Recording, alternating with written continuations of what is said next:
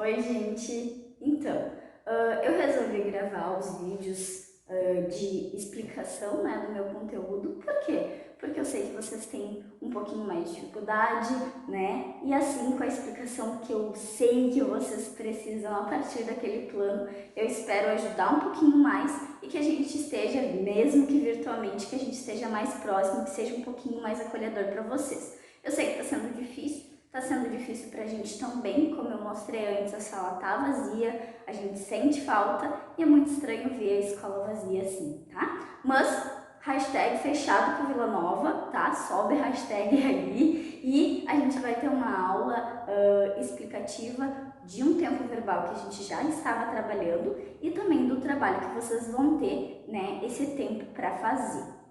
Então, gente, eu já coloquei aqui no quadro o tempo verbal que a gente estava vendo é o present, o simple present, tá? O presente simples. E nele, nada mais é do que aquele momento da fala que ela tá ali no tempo presente, que é assim que vocês também aprendem no português, tá? O que acontece no inglês? A gente não tem todas aquelas formas e todas aquelas classificações verbais, isso eu já havia comentado com vocês em aula. Então, o que acontece? Eu quero dizer o verbo brincar, tá? No presente do indicativo para todas as pessoas. Eu vou dizer, eu brinco, tu brincas, ele brinca, nós brincamos, né? E vocês percebem que o verbo ele vai mudando o finalzinho do verbo, né? No inglês, não. O inglês não é o verbo que muda. É o quê? Na verdade, não é todo o verbo que muda. O que auxilia no inglês são os modais, né? Quando a gente estava aprendendo lá o present continuous, o verbo to be, o simple past, né? A gente viu que é o modal que muda e daí na hora da gente traduzir a gente já muda toda a frase, né? Então o verbo muitas vezes é o mesmo no passado, no presente e no futuro, mas por causa do modalzinho que a gente estuda é que toda a tradução da frase também muda, tá? Então eu coloquei aqui para vocês. O que acontece no presente simples, tá? Do inglês é o seguinte: a gente vai dividir em pessoas. As pessoas chatas desse discurso é a terceira pessoa do singular, ou seja, he, she e it. Essas três pessoas, elas necessitam do auxiliar does, tá? Percebam que o does é diferente de do. E todas as outras pessoas, né? O eu, I, o you, o we e o they, todas essas aqui, elas aceitam somente o do, tá? Pense que elas são mais simplórias. Elas aceitam o do, mas he, she, it, que é a terceira pessoa do singular, ele, ela e para coisa do animal, né, o it, eles necessitam do does. Aí o que acontece? As pessoas que necessitam do does, antes de eu apagar, tem uma coisinha que vai lá no verbo. E as demais pessoas não, tá? Então eu vou mostrar para vocês. Olha só. Se eu quiser falar, ela me ama, tá?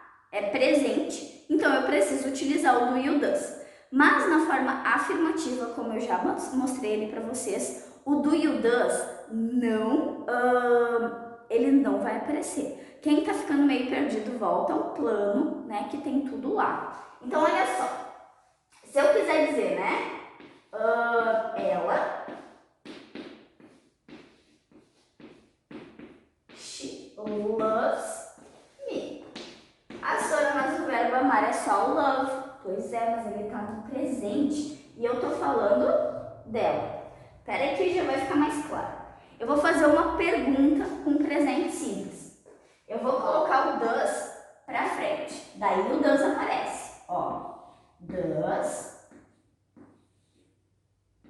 she, tira o S do verbo.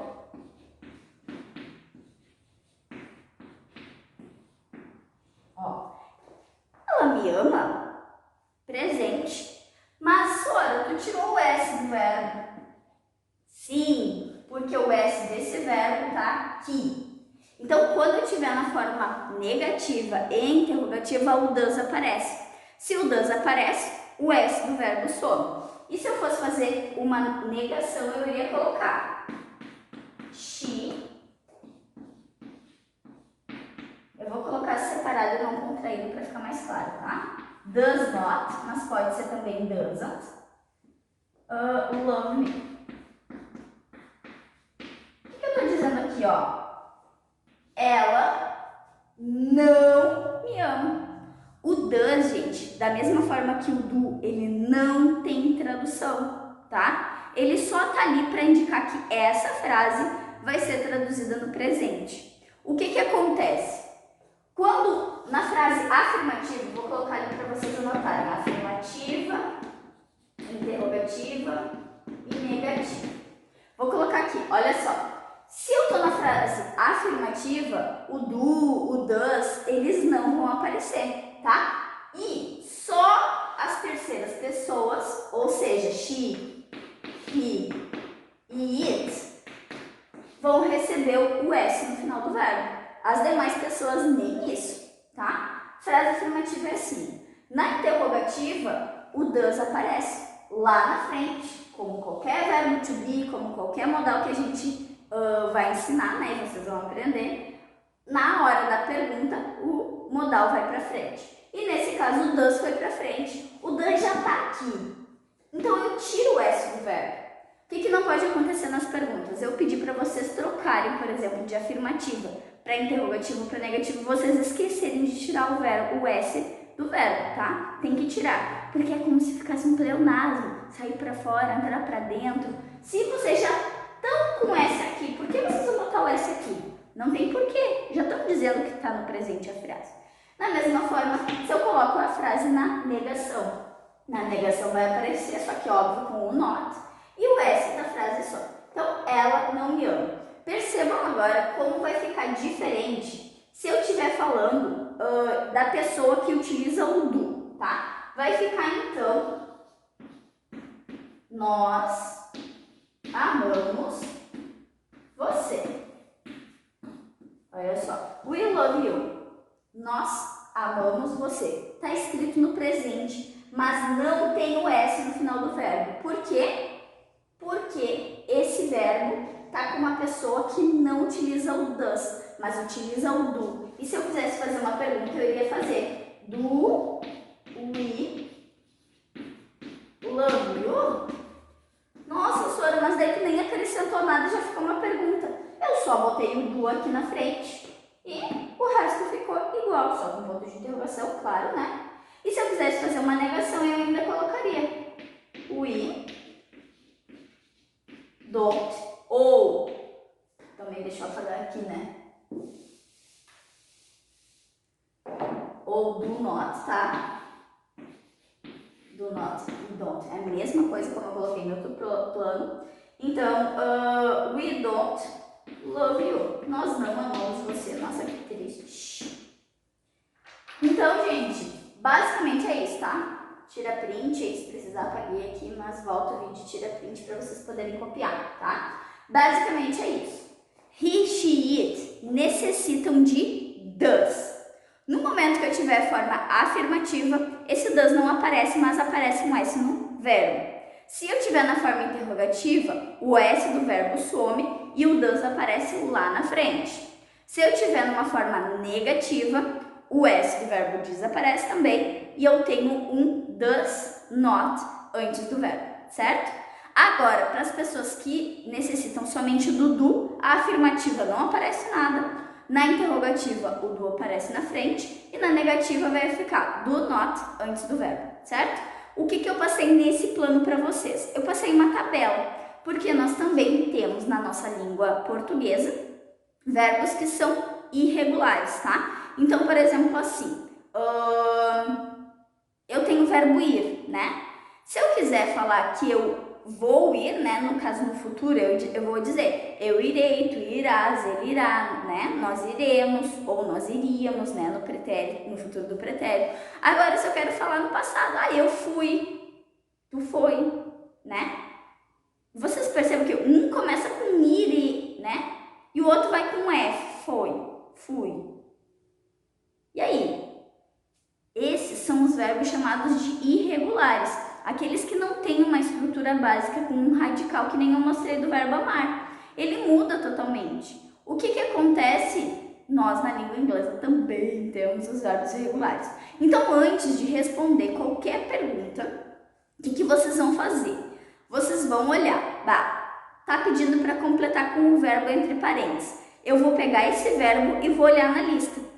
Se tem na lista, copia lá onde diz, né, o presente ali, que tem o S, e daí vocês vão só copiar como fica aquele verbo, porque provavelmente ele vai mudar totalmente, que é o caso, por exemplo, de drink, né? Então, os verbos irregulares a gente primeiro olha na lista. Não, Sora, não tem na lista. Aí vocês vão acrescentar o S. E daí, claro, né? Daí vocês sigam aquelas regrinhas que eu passei na última aula. Quem não pegou, volta no último plano e faz e dá uma revisada, né? Mas, basicamente é isso, tá? Tem aquele que a gente acrescenta o S.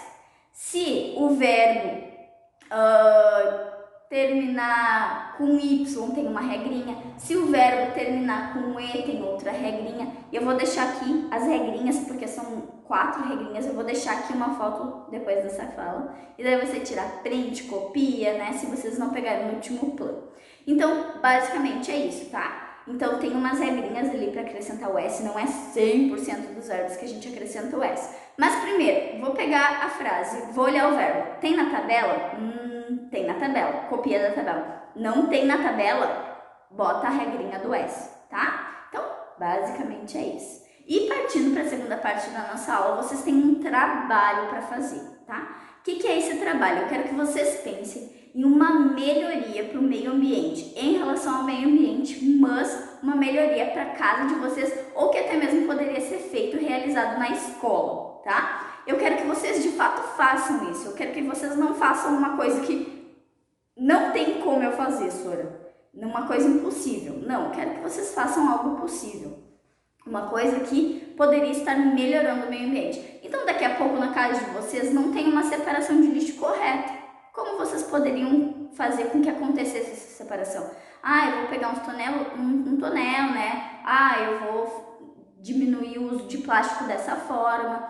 Mas a ideia que eu dei para vocês, né, que tá ali como modelo e que eu vou explicar é de uma cisterna. A cisterna nada mais é do que a coleta da água da chuva, para molhar as plantas, para fazer a limpeza da casa e tudo mais. O que vocês vão fazer? Vocês vão escolher uma coisa, todas as coisas que vocês podem fazer, uma horta vertical, eu dei algumas dicas também no plano.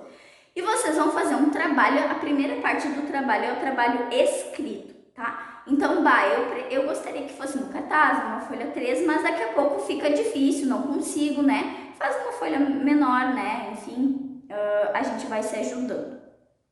Então, vocês vão fazer o passo a passo. O que é esse passo a passo? Vocês vão me dizer o que é isso. Vocês vão colocar uma foto do que é. De preferência, foto ou desenho, né? Que seja de uma coisa que vocês já fizeram. E vocês vão dizer o que vocês precisaram, quais são os materiais que vocês precisaram para fazer isso nessa cisterna. Eu precisei de um cano, eu precisei de um tonel, eu precisei de fita. Como que aconteceu esse passo a passo? Eu precisei medir qual era o tamanho da calha até o tonel, daí eu cortei com uma serra. Vocês vão colocando passo a passo, como vocês fizeram, então, toda a engrenagem do que vocês pensaram de melhoria. E daí, o que eu pedi para vocês colocarem, qual é a melhoria? Porque lá no final vocês vão colocar assim, com isso, a escola diminuiria tantos litros de água, né? Aí vocês podem pesquisar. Quanto mais ou menos chove por mês em minha igrejinha, né? Qual é a média? Isso encheria quanto ali do nosso tonel? Daria para ser feita a limpeza de toda a escola de todo mês? Ou eu conseguiria com essa água fazer a limpeza, molhar as plantas e ainda sobraria água? Ou eu poderia utilizar por 15 dias essa água? Então vocês têm que fazer uma pesquisa aí do que poderia melhorar. Se eu for fazer uma horta vertical, eu comeria então verduras sem agrotóxico, eu saberia o que eu estou plantando, além disso minha família gastaria menos com isso no mercado. No momento que eu gasto menos com isso no mercado, eu também não estou pegando aquela sacolinha para colocar as verduras dentro, né? E daí eu já estou contribuindo mais ainda para o meio ambiente.